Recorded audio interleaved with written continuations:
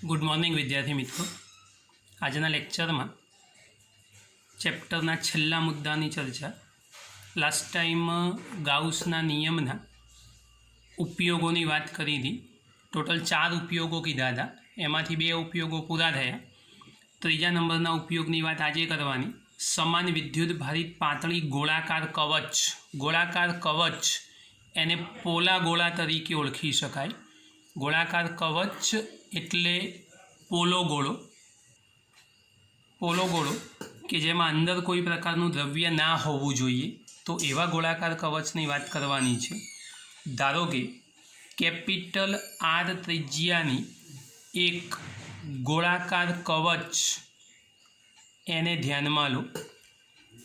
तो आ capital are त्रिज्यावाળી धारो के एक गोलाकार कवच है, जेनी त्रिज्या આપણે કેપિટલ આર લખેલી છે। આ ગોળાકાર કવચ તૈયાર થઈ ગઈ।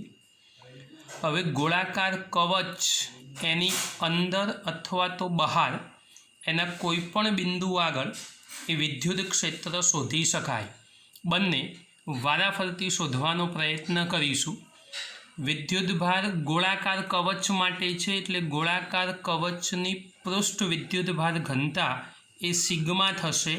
આ યાદ રાખજો। સૌથી પહેલા નંબરમાં આપણે બાહ્ય ગોળાકાર કવચ એટલે બહારના બિંદુ માટેની વાત કરવાની છે। તો ધ્યાનથી સમજજો।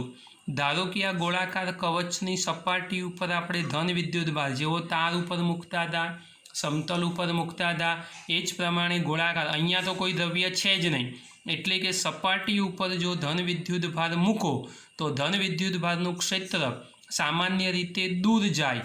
તો એવા સંજોગોમાં કેન્દ્રથી ધારો કે સ્મોલ આર અંતરે આવેલા પી બિંદુ પાસે વિદ્યુત ક્ષેત્ર શોધવું છે, જ્યાં small R greater than capital R, એટલે કે આપણી ચર્ચા એ બહારના બિંદુ માટે છે।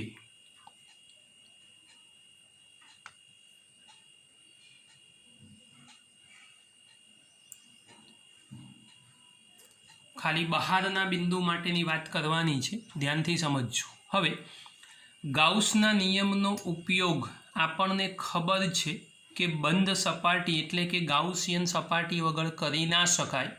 तो धारो के स्मॉल आर जेटली जेनी त्रिज्या होय अने पी बिंदु ने सांकळतुं होय एवुं गोळाकार गाउसियन पृष्ठ ध्यान में लो।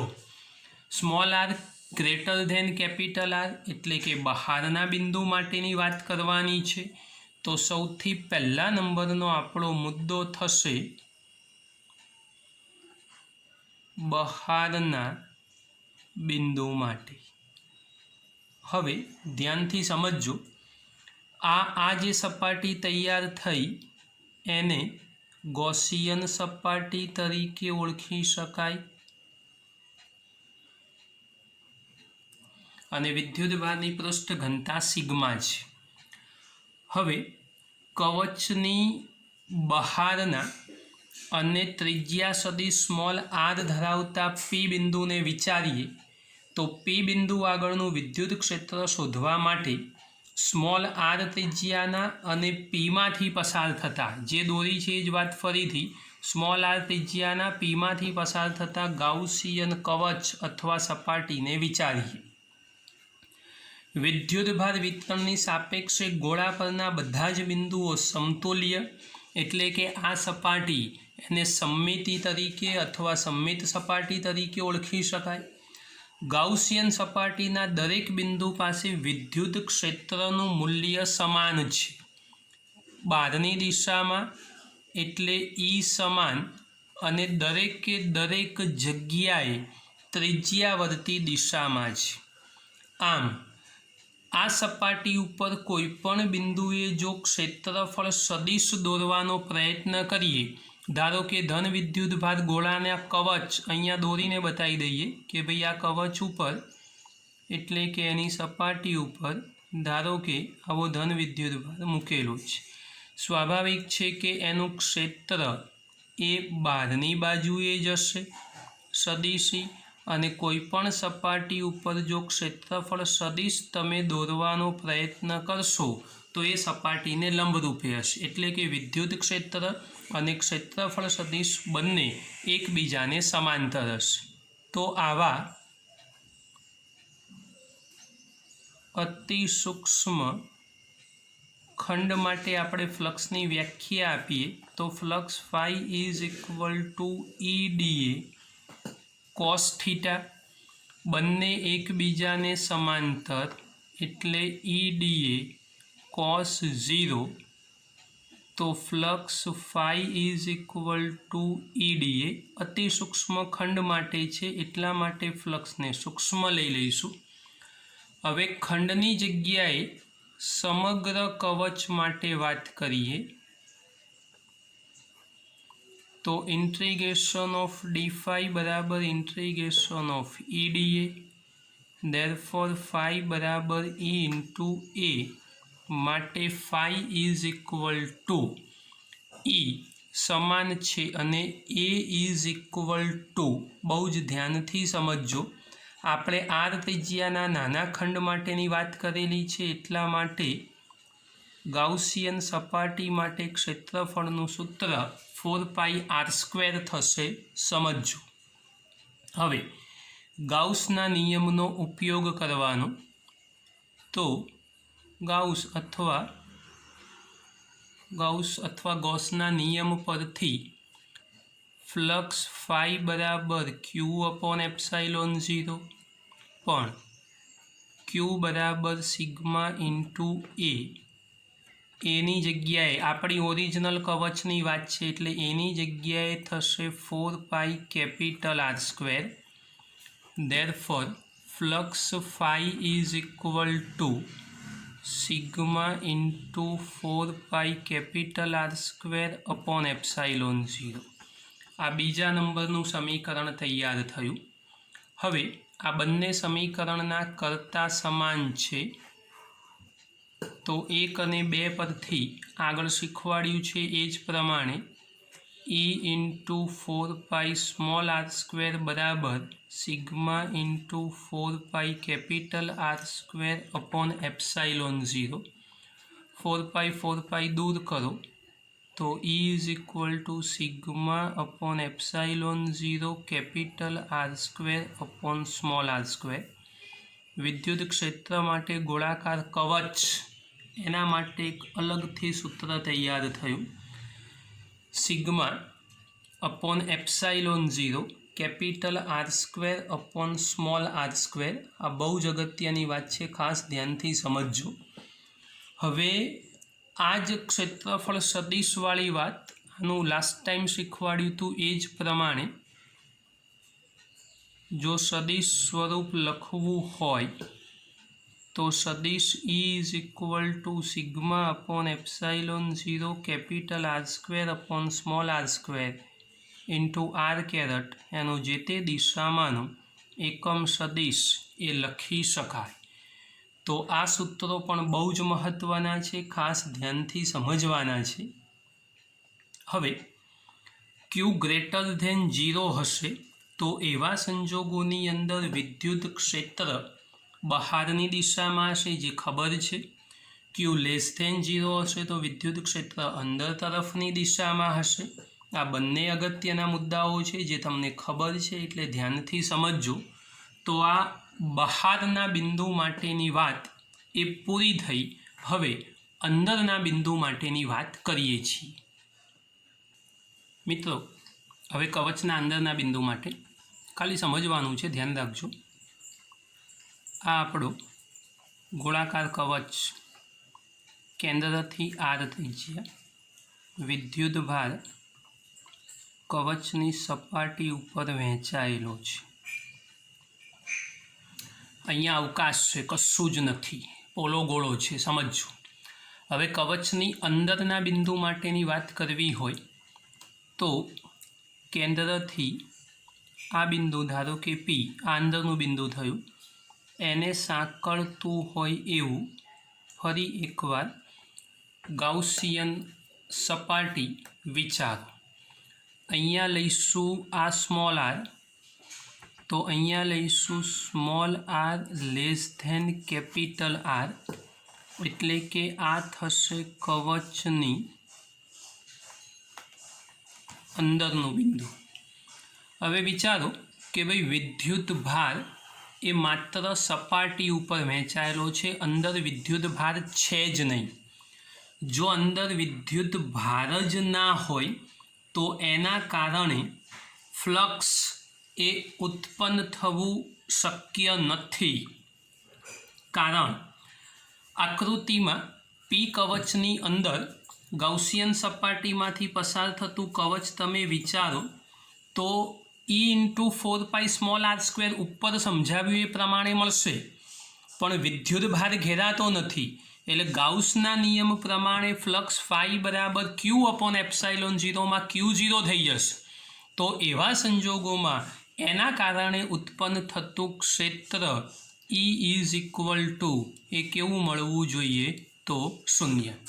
યાદ રાખજો, પોલો ગોળો, ગોળાકાર કવચ, બંધ ગાળો આવી કોઈ પણ પ્રકારની વાતો જો ક્યાંય પણ પ્રશ્નમાં જોવા મળે તો લગભગ 99% કેસમાં જવાબ વિદ્યુત ક્ષેત્રનો, એના કારણે ઘેરાતા વિદ્યુત ભારનો અને એના કારણે ઉત્પન્ન થતા વિદ્યુત ફ્લક્સનો 0 જ આવે. એકાદ પ્રશ્નમાં ક્યાંક થોડુંક ટ્વિસ્ટ હોય તો ધ્યાનથી સમજવું પડે, બાકી 99% કેસમાં લગભગ 0 બનશે, યાદ રાખજો. આમ સમાન રીતે વિદ્યુત ભારિત પાતળી ગોળાકાર કવચના કારણે કવચના અંદરના બધા બિંદુએ વિદ્યુત ક્ષેત્ર 0. આ વાતો આગળ કુલંબના નિયમની મદદથી પણ આપણે સમજી શકીએ. F બરાબર કે Q²/r². જો Q જ અસ્તિત્વ ના ધરાવતો હોય તો બળ અથવા ક્ષેત્ર અસ્તિત્વ ધરાવી શકતું નથી.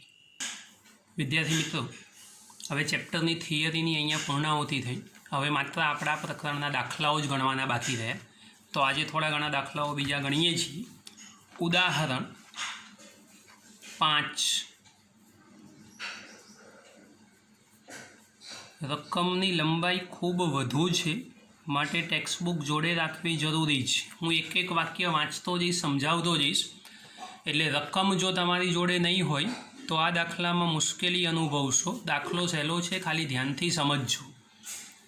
ધાતુના વિદ્યુત ભારિત ગોળા એને નાયલોનની દોરી વડે લટકાવેલ છે. આપણે ખાલી નાયલોનની દોરી એ નહીં લટકાવીએ, એ તમારે જાતે લટકાવી દેવાની. હું ખાલી ગોળો દોરું છું. નાયલોનની દોરી એટલા માટે પસંદ કરવામાં આવે એ વિદ્યુતની અવાહક હોય, એટલે આપણે કોઈ પણ પ્રકારની રચનાઓ એ માત્ર ગોળા ઉપર જ જોઈ શકીએ, એટલા માટે નાયલોનની દોરીની વાત છે.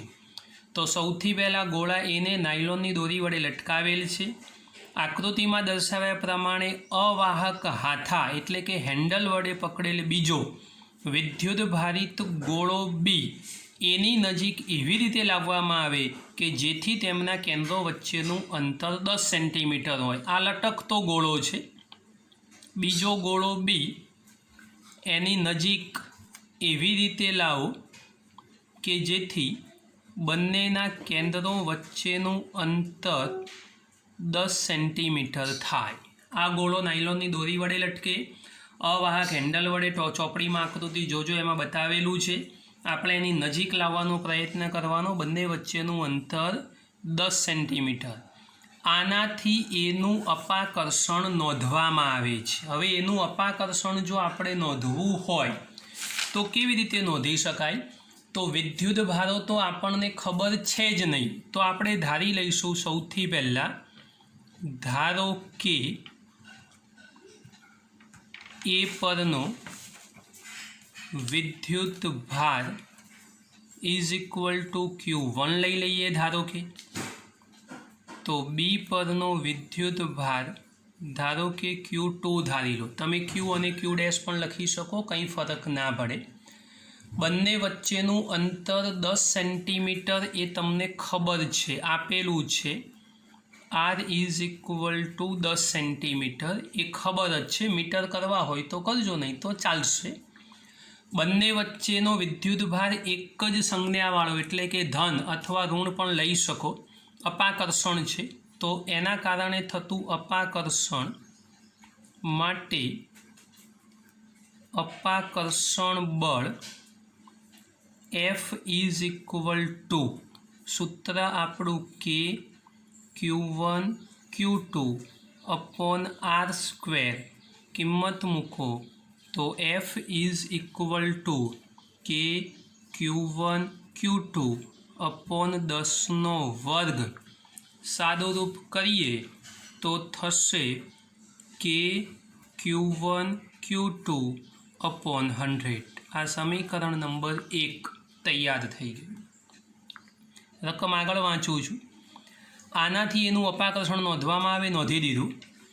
હવે એ અને બી ગોળાઓને અનુક્રમે સી અને ડી વિદ્યુતભાર રહિત ગોળાઓ સાથે આકૃતિ બીમાં દર્શાવ્યા પ્રમાણે સ્પર્શ કરવામાં આવે. સમજો,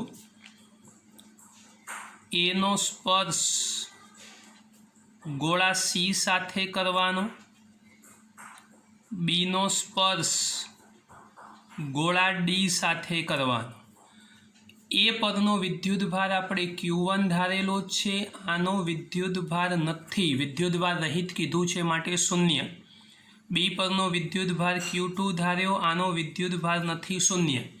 યાદ કરો, પ્રેરણની રીત પ્રમાણે જો કામ કરીએ તો આ બંને ઉપર વહેંચાતો વિદ્યુતભાર એ Q1 પ્લસ 0/2 એટલે Q1/2 મેળવી શકાય. એ જ રીતે અહીંયા Q2 પ્લસ 0/2 એટલે Q2/2 એટલે કે Q1/2 એ અને સી પરના વિદ્યુતભારો થશે બંને ઉપર સરખા, અને એ જ પ્રમાણે Q2/2 એ બી અને ડી પરના વિદ્યુતભારો થશે બંને પરના સરખા. વિદ્યુતભાર રહિત છે એટલા માટે સમજજો. હવે શું કીધેલું છે આગળની રકમના શબ્દો પ્રમાણે, એ અને બી ગોળાઓને સી અને ડી સાથે સંપર્ક કરાવવામાં આવે. હવે સી અને ડીને દૂર કરી બીને એની નજીક 5 સેન્ટીમીટર અંતરે લાવો. હવે ફરી એકવાર એ અને બી આકૃતિ થોડીક પ્રેક્ટિકલ દોરજો. 10 કરતાં 5 સેન્ટીમીટર નાનું હોય તો એ અને બીને 5 સેન્ટીમીટર અંતરે લાવીએ. કુલમના નિયમને આધારે એનું અપાકર્ષણ કેટલું થશે? ચલો હવે આપણે અહીંયા નોંધવાનો પ્રયત્ન કરીએ તો અહીંયા એ પરનો વિદ્યુતભાર ઇઝ ઇક્વલ ટુ Q1/2 થશે. બી પરનો વિદ્યુતભાર ઇઝ ઇક્વલ ટુ Q2/2 થશે અને બંને વચ્ચેનું અંતર આર એ 5 સેન્ટીમીટર થશે. ચલો ફરી એકવાર અપાકર્ષણ બળ શોધવાનો પ્રયત્ન કરીએ. F' નામ આપી દઈએ તો કે અહીંયા થશે Q1/2 Q2/2 અપોન આર સ્ક્વેરની જગ્યાએ 5નો વર્ગ. સાદુરૂપ કરીએ તો કે Q1 Q2 2 ગુણ્યા 2 એટલે નીચે આ 2 અને આ 2 બંને એટલે નીચે શું થઈ જશે ભાઈ? તો 4 અને 5નો વર્ગ એટલે 25. તો કે Q1 Q2 અપોન 100. આ બીજા નંબરનું સમીકરણ તૈયાર થયું F'. હવે આ બંને સૂત્રો તમે જુઓ તો 1 અને 2 પરથી ખબર પડે કે ભાઈ બંને પરિસ્થિતિ વખતે બળના મૂલ્યો એ કેવા મળવા જોઈએ? તો સમાન. આમ એ વડે બી ઉપર કે બી વડે એ ઉપર બંનેના બળો સરખા જ રહે, એમાં કોઈ જ ફરક ના પડે. એટલે બંનેના કારણે એકબીજા ઉપર લાગતા બળો એક જ સમાન હશે. વિદ્યાર્થી મિત્રો, ઉદાહરણ 1.8 રકમ જોજો ચોપડીમાં ખાસ. એક ઇલેક્ટ્રોન 2 ગુણ્યા 10⁴ ન્યૂટન પ્રતિ કુલમ્બના નિયમિત વિદ્યુત ક્ષેત્રમાં 1.5 સેન્ટીમીટર જેટલા અંતરનું પતન પામે છે. મેં આકૃતિમાં દોરેલું છે. નીચે ધન વિદ્યુતભાર, ઉપર ઋણ વિદ્યુતભાર. વિદ્યુત ક્ષેત્ર ધનથી ઋણ એટલે ઉર્ધ્વ દિશામાં. એમાં ઇલેક્ટ્રોન પતન પામી રહ્યો છે એટલે કે નીચે આવે છે. આ જુઓ, ઇલેક્ટ્રોન નીચે આવી રહ્યો છે. ક્ષેત્રનું આ પહેલી આકૃતિમાં. બીજી આકૃતિવાળો મુદ્દો તમારે જાતે ગણવાનો છે, હું એક શીખવાડું છું. ક્ષેત્રનું માન એટલે મૂલ્ય અચળ રાખી તેની દિશા ઉલટાવો. ચોપડીમાં જો આકૃતિ મળી જશે, આ તીર જે ઉપર દેખાય એ બધા નીચે આવશે. ધન વિદ્યુતભાર ઉપર, ઋણ વિદ્યુતભાર નીચે, એને દિશા ઉલટાવી એવું કહેવાય. પ્રોટોન, ઇલેક્ટ્રોનની જગ્યાએ પ્રોટોન પણ આટલું જ પતન પામે. દરેક કિસ્સામાં પતન માટે લાગતો સમય અને પછી છેલ્લે તફાવત. તો આપણે અત્યારે હાલ જે વાત કરવાની છે એ માત્ર ઇલેક્ટ્રોનના પતન માટેની વાત કરીશું.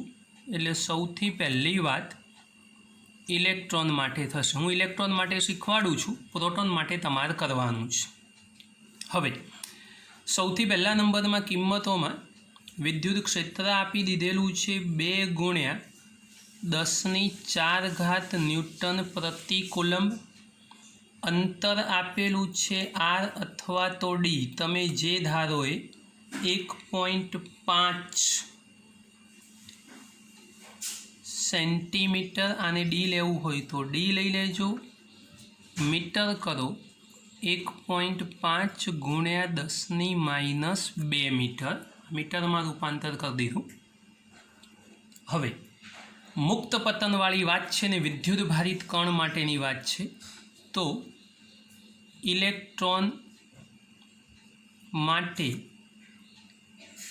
વિદ્યુત બળ F = Q × E. ક્યુની જગ્યાએ આપણે ઇલેક્ટ્રોનનો E લખી દઈશું. અને બીજા નંબરમાં મુક્ત પતન થતું હોવાથી ઇલેક્ટ્રોનનું મુક્ત પતન થતું હોવાથી F = ma. બંને બળો એને સરખાવો. તો બંને બળોને જો સરખાવવાનો પ્રયત્ન કરીએ તો small e × capital E = ma. તો A = small e × capital E/m. મેં ઉપર હેડિંગ લખી દીધું છે ઇલેક્ટ્રોન માટે. એટલે આપણે જે કોઈ વાત કરી રહ્યા છીએ અત્યારે ઇલેક્ટ્રોન માટેની જ થઈ રહી છે. એટલે એક જ આકૃતિ દોરેલી છે, ધ્યાન રાખજો. આપણે માત્ર ઇલેક્ટ્રોનની ચર્ચા કરીએ છીએ. ઇલેક્ટ્રોનનો પ્રવેગ મળી ગયો. હવે ગતિના સમીકરણો જાણો છો. તો D = V0T + 1/2 AT² સૂત્રમાં V0 મુક્ત પતન હોવાથી 0 લઈ લઈએ. એ તમે શોધીને બેઠા છો. તો D = 1/2 AT². D = 1/2, એની જગ્યાએ small e capital E/m × T². તો ખરા જ T² સમય શોધવાનો છે. તો સમયને કરતા બનાવો. તો T² ને કરતા બનાવશો તો 2m × D છેદમાં small e × capital E. Therefore T = √2mD E × E. હવે મિત્રો ધ્યાનથી સમજજો. ઉપર આપણે હેડિંગ માર્યું છે ઇલેક્ટ્રોન માટે. એ ઇલેક્ટ્રોન માટે હેડિંગ માર્યું એટલે આ જે સમય પ્રાપ્ત થવાનો એ ઇલેક્ટ્રોન માટેનો સમય હશે. છેલ્લે તફાવત શોધવાનો છે તો આપણે ઇલેક્ટ્રોન માટેના સમયને TE તરીકે ઓળખીશું. કિંમત મૂકી, સાદુરૂપ આપી અને ગણતરી તમારે જાતે કરવાની છે. આ પહેલો મુદ્દો તૈયાર થયો. જેવું કામ મેં પહેલા મુદ્દામાં શીખવાડ્યું છે એ જ પ્રમાણે બીજો મુદ્દો. તો બીજા મુદ્દામાં સૌથી પહેલાં આકૃતિ દોરવી પડશે. ઉપર હેડિંગ લખી દઈશું આપણે પ્રોટોન માટે. તો જેવી ગણતરી ઇલેક્ટ્રોન માટે કરી છે એવી જ પ્રોટોન માટે. યાદ રાખજો, ઇલેક્ટ્રોનની ગણતરીમાં ઇલેક્ટ્રોનનું દળ લેવાનું, પ્રોટોનની ગણતરીમાં પ્રોટોનનું દળ લેવાનું. આકૃતિ દોરો અને ઉપર મુજબ જ ગણતરી કરો. સંપૂર્ણ સાદુરૂપ આપશો એટલે તમારો જવાબ તૈયાર થઈ જશે. ઇલેક્ટ્રોન અને પ્રોટોન આ બંનેના સમયની ગણતરી કરવાની. છેલ્લું અંતિમ સૂત્ર તમારે કમ્પ્લીટ સાદુરૂપ આપીને લાવવાનું છે, ડાયરેક્ટ લખવાનું નથી. હું ખાલી છેલ્લું સૂત્ર લખી આપું છું TP. Therefore પ્રોટોનનો time = 2mD small e × capital E. કિંમત મૂકી ગણતરી જાતે કરવાની. પણ આવું ડાયરેક્ટ લખવાથી ચાલશે નહીં. જે પ્રમાણે ઇલેક્ટ્રોનની મેં ગણતરી અપ ટુ ડેટ બતાવી એ જ પ્રમાણે સૂત્રમાં કિંમત મૂકી અને કમ્પ્લીટ સાદુરૂપ આપવાનું છે. એ પ્રમાણે કરશો તો જ દાખલાના માર્ક્સ મળશે, બાકી દાખલાના માર્ક્સ મળશે નહીં. ધ્યાન રાખજો. વિદ્યાર્થી મિત્રો, હવે સ્વાધ્યાયનો 31મો પ્રશ્ન. પ્રશ્નમાં સમજવાનું છે, થોડુંક ધ્યાન રાખજો. એવું માનવામાં આવે છે કે પ્રોટોન અને ન્યુટ્રોન કૌંસમાં જે સામાન્ય દ્રવ્યના ન્યુક્લિયસની રચના કરે, જે તમે જાણો છો, પોતે પણ ક્વાર્ક્સ તરીકે ઓળખાતા પ્રાથમિક એકમોનો બનેલો છે. એક પ્રોટોન અને એક ન્યુટ્રોન દરેક 3 ક્વાર્ક્સના બનેલા છે. સ્મોલ યુ વડે દર્શાવાતા યુપી એને અપ ક્વાર્ક કહેવાય, જેનો વિદ્યુતભાર +2/3e છે. સૌથી પહેલાં ક્વાર્ક્સના પ્રકાર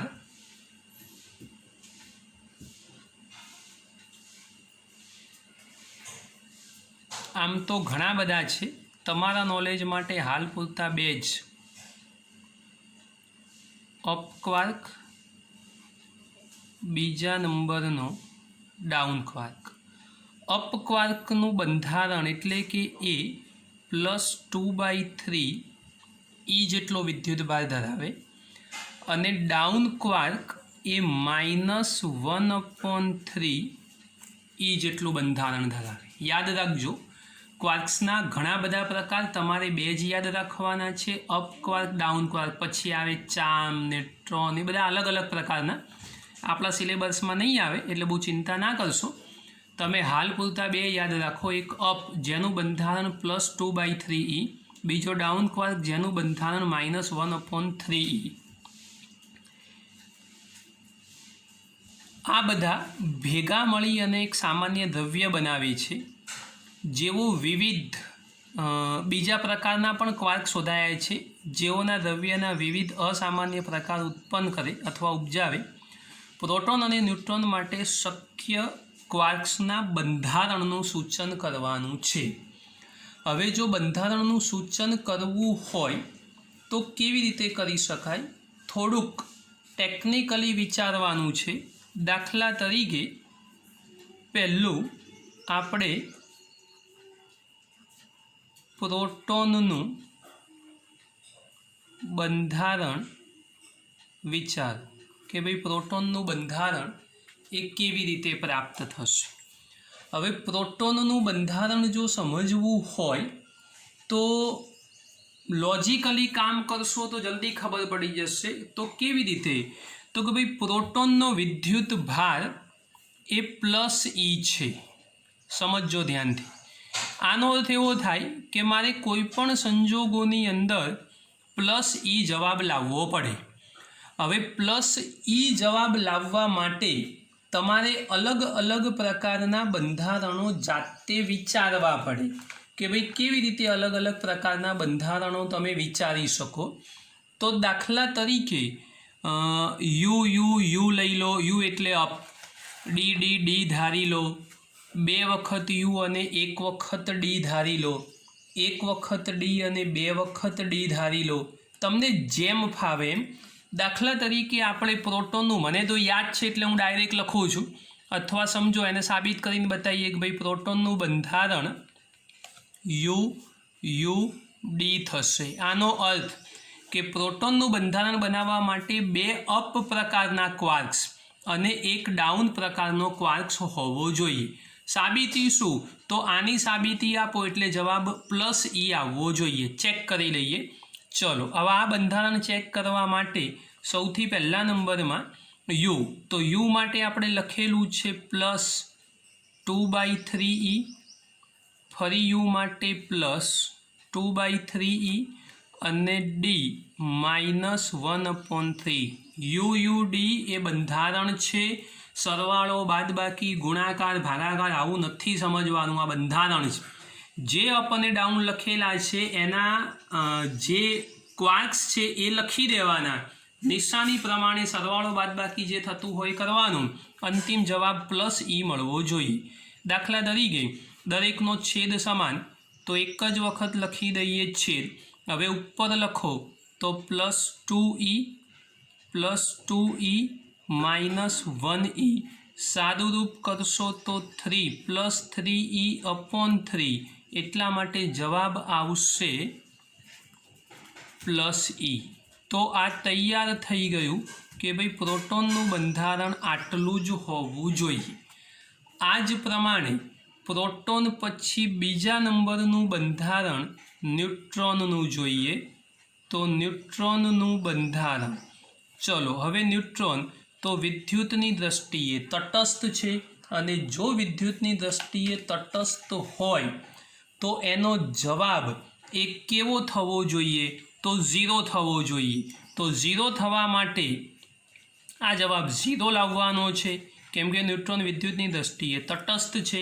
તો 0 જવા માટે આપણે એનું બંધારણ વિચારીએ તો એનું બંધારણ થશે UDD। કેવી રીતે? તો યુની જગ્યાએ +2/3e, ડીમાં -1/3e, ફરી ડીમાં -1/3e, છેદ સમાન છે +2e -1e ઉપર 0 ભાગ્યા કોઈ પણ સંખ્યા, એટલે જવાબ થઈ જશે 0। તો આ થઈ ગયું ન્યુટ્રોનનું બંધારણ। આ જ પ્રમાણે એક વધારાનો પ્રશ્ન આપું છું, ઇલેક્ટ્રોનનું બંધારણ। ચલો ઇલેક્ટ્રોનનું બંધારણ જોવું હોય તો એના માટે તમે જાતે વિચારજો। ઇલેક્ટ્રોન માટે જવાબ -e લાવવાનો છે। હવે -e લાવવા માટે આ બંધારણ તમારે જાતે વિચારવાનું છે, અને એ વિચારી એનો જવાબ આપણા હોમવર્કમાં મોકલશો, હું ચેક કરી લઈશ। આજના લેક્ચરનું કામ અહીંયા પૂરું કરીએ છીએ, બાકીની વાતો આવતા લેક્ચરમાં જોઈશું।